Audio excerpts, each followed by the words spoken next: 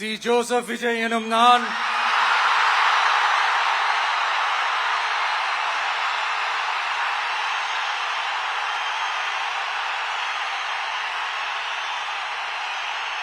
சட்டப்படி அமைக்கப்பெற்ற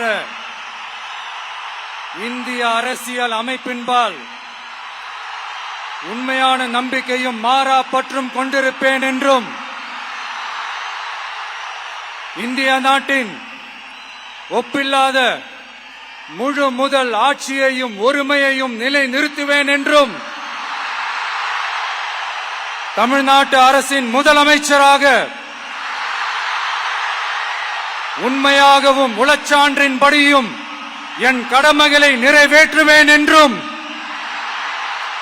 அரசியல் அமைப்பிற்கும் சட்டத்திற்கும் இணங்க அச்சமும் ஒருதலை சார்பும் இன்றி விருப்பு வெறுப்பை விலக்கி பலதரப்பட்ட மக்கள் அனைவருக்கும் நேர்மையானதை செய்வேன் என்றும் ஆண்டவன் மீது ஆணையிட்டு உறுதிமொழிகிறேன்.